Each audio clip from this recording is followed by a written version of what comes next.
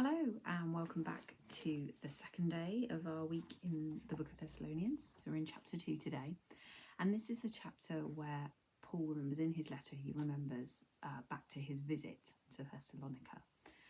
And he starts off by talking about, he kind of is saying, you know that during our visit, we weren't trying to preach to you with any deceit or impure motives.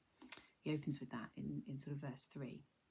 And again, a bit like yesterday, it doesn't give much detail about that here in Thessalonians. But if we go back to Acts 17 and have a read, we know that it says there that there were Jewish leaders in that area who were a bit threatened by the popularity of these kind of travelling preachers, the new evangelists in town.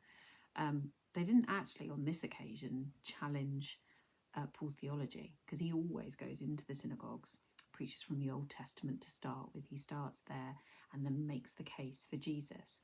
And these Jewish leaders actually weren't challenging what he was saying theologically, but they were jealous of his prominence and his popularity, which is interesting because I remember I said last time that it was this influential, wealthy city, and these were socially prominent people. So I think probably appearances and reputation were quite important to these people. How you appeared, how you came across, what people thought of you was really quite important, and not being the centre of attention was maybe quite important.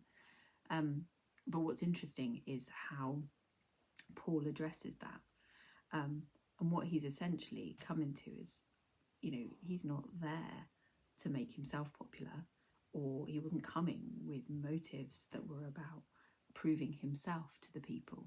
He was coming to share the gospel of Jesus.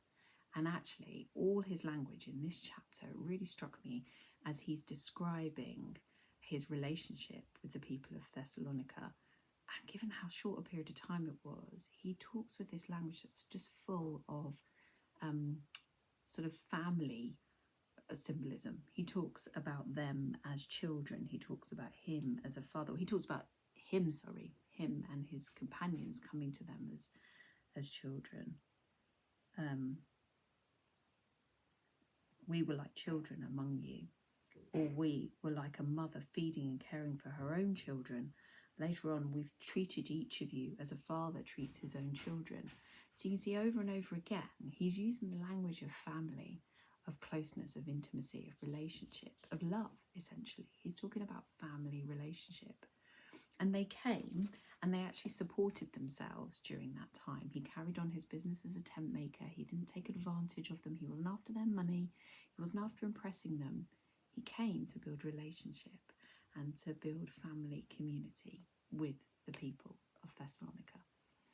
And again, I was really struck by that and challenged by the fact that I think sometimes when we choose to share our faith with others, it could be easy to see it as a situation where we're trying to prove something to others, or we're trying to maybe get one up on others, or prove that others are wrong in their position, particularly where we come into those cultural kind of clashes that I spoke about yesterday.